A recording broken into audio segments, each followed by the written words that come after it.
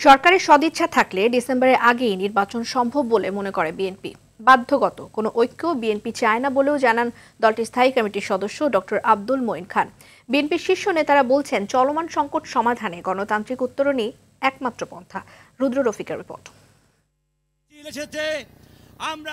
তারুণ্যের রাজনৈতিক অধিকার প্রতিষ্ঠার লক্ষ্যে বগুড়ার সেন্ট্রাল হাই স্কুল মাঠে সমাবেশের আয়োজন করে জাতীয়তাবাদী যুবদল, ছাত্রদল ও স্বেচ্ছাসেবক দল। জনসমুদ্রে রূপ নেয়া এ সমাবেশে স্থানীয় নেতাকর্মীদের সঙ্গে যোগ দেন কেন্দ্রীয় নেতারাও। নির্বাচন চাওয়া বোধহয় অপরাধ, মহাপাপ। প্রধান অতিথির বক্তব্যে নজরুল ইসলাম খান বলেন, যারা ডিসেম্বরের পরে নির্বাচন চায় তাদের ভিন্ন মতলব রয়েছে। কোন দল এখনো সংগঠিত হয় নাই, তারা সংগঠিত হওয়ার জন্য সময় দরকার। কোন দল অন্যদের সঙ্গে ঐক্য করার চেষ্টা করছে, তাদের ঐক্য করার জন্য সময় দরকার। এই সময় দেওয়ার জন্য আমরা নির্বাচন অপেক্ষা করব। জাতীয় প্রেস ক্লাবে এক আলোচনা সভায় ডক্টর আব্দুল মঈন খান বলেন, গণতন্ত্র বিরোধীরাই নির্বাচনকে বাধাগ্রস্ত করতে চায়। বাংলাদেশের সমাধান হচ্ছে আমাদের গণতন্ত্রে উত্তরণ।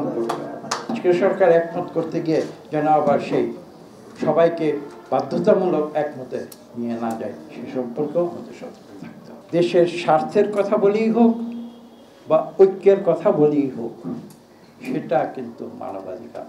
জাতীয় প্রেস ক্লাবে আরেক আলোচনা সভায় ডক্টর AZM জাহিদ হোসেন বলেন, কয়েকজন উপদেষ্টা ডক্টর মোহাম্মদ ইউনূসকে বিতর্কিত করার চেষ্টা করছেন।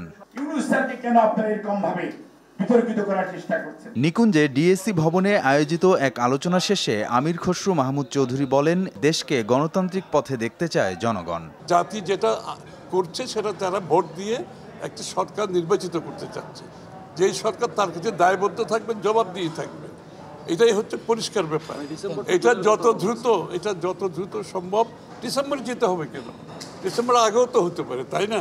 রাজধানীতে বিভাগীয় তারুণ্যের সমাবেশ সফল করতে ঢাকা মহানগর উত্তর যুবদলের প্রস্তুতি সভায় নেতারা দেশের বিরুদ্ধে চলার সব ষড়যন্ত্র রুখে দিতে নেতাকর্মীদের সজাগ থাকার আহ্বান জানান।